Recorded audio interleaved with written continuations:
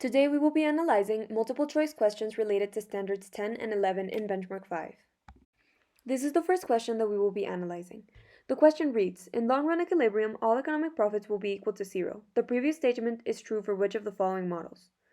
In order to understand this question, first we must analyze the way that the barriers to entry and exit related to perfect competition affect the market. When there are no barriers for entry and exit, producers can easily enter or exit the market, depending on their own will. This will result in all economic profits becoming zero in the long run, which means that the only correct answer for this situation is option A. This is the next problem that we will be analyzing.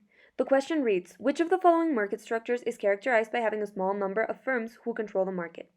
In order to understand this question, first we must understand that in Greek, the prefix oli means a small amount. This will mean that oligopolies, option C, is the only correct answer in this situation. Additionally, we already know that the definition of oligopolies is having a small number of firms control the market.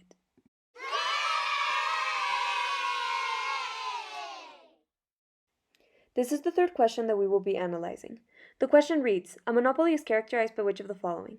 In order to fully understand this question, first we must understand that the prefix mono means only one. In addition, the definition of a monopoly is having one sole individual being the seller of a product or a service, meaning that option E, having one sole producer of a good or service, is the only correct answer in this situation.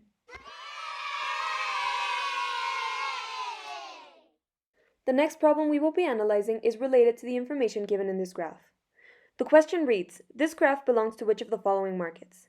If we look at the graph again, we will notice that demand is represented in a straight horizontal line. This is characteristic of a perfectly competitive firm due to the way that in a perfectly competitive firm, all producers are price takers. Therefore, the price does not change and is regulated by the market. This means that option A, perfect competition, is the only correct answer in this situation.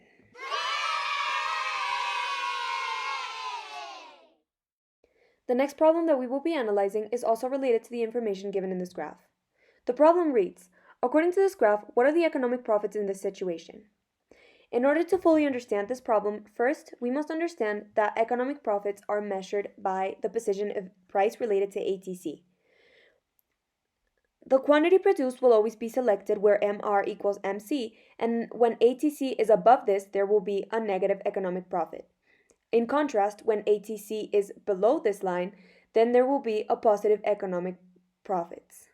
In this case, since ATC, MC, and MR all are equal, this means that there is no economic profit, meaning that option C, 0, is the correct answer in this situation.